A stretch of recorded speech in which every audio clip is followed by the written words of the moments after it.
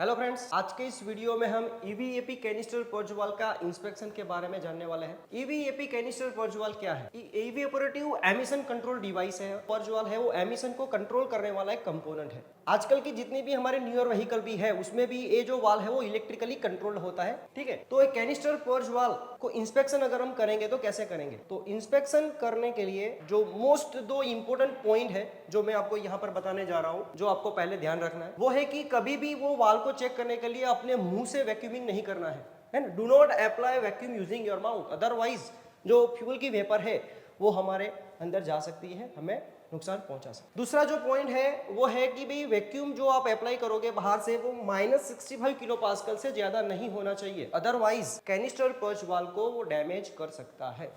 तो ये दो इंपॉर्टेंट पॉइंट है, ज्यादातर लोग यहाँ पर ध्यान नहीं रखते हैं और वाल्व को इंस्पेक्शन करने के दौरान ही डैमेज कर सकते हैं, तो याद रखिए। दूसरा, अभी वाल्व को हम इंस्पेक्ट कैसे करेंगे? तो वाल्व को इंस्पेक्ट करने के लिए हमें उसका रेजिस्टेंस चेक करना पड़ेगा। रेजिस्टेंस चेक करने के लिए सबसे पहले इग्निशन स्विच ऑफ कंडीशन करो, कैनिस्टर पर्च वाल्व के कनेक्टर को डिस्कनेक्ट करो, पर्च वाल्व की वैक्यूम पाइप को और पर्च पाइप को रिमूव करो। उसके बाद कैनिस्टर पर्च वाल्व की जो दो पिन है वहां पर हमें रेजिस्टेंस चेक करना पड़ेगा मल्टीमीटर से। तो मल्टीमीटर से रेजिस्टेंस की वैल्यू अगर आपने चेक कर ली है तो अगर वो सही है तो वाल्व हमारा सही काम कर रहा है।